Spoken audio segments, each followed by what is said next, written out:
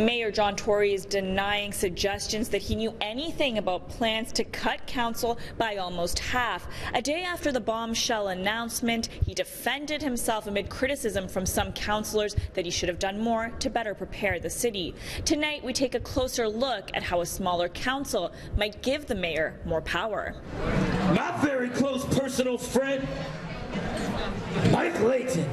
The gloves are off, and as he stepped into the ring at Ozfest today, Councillor Mike Layton couldn't resist. But I ask you, Mayor Tory, where are you?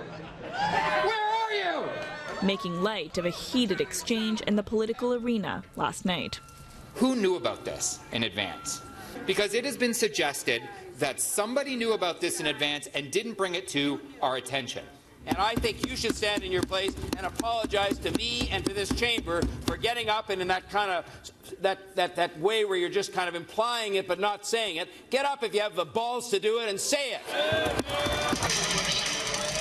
Layton has suggested the mayor knew in advance that Premier Doug Ford was planning on cutting almost half of council, accusing Tory of not warning councillors ahead of time to better prepare for the bombshell announcement. This morning, the mayor was still hot under the collar. I will not put up with people like Councillor Mike Layton challenging my integrity. That's what's wrong with City Hall at the first.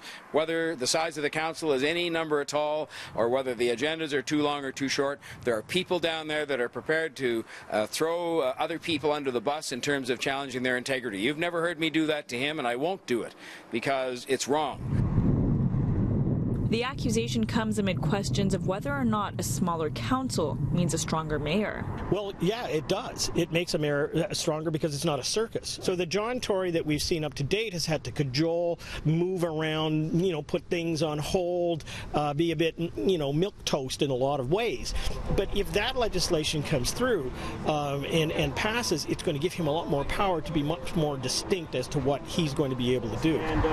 Political strategist John Wright points to some of the mayor's attempts to approve projects, most notably changes to the city's transit system, and Tory struggled to get council to approve his billion-dollar smart track plan. He really hasn't had a lot of fingerprints on one or two major subjects over the last number of years, but now's his chance. I mean, he doesn't have to be milquetoast anymore if on Monday we start to see that the mayor's office is going to have some powers to go along with reduction in councillors. Mayor John Tory has called for a referendum on this issue. He's also planning on seeking legal advice from the city to see if there's anything that can be done to overturn this decision.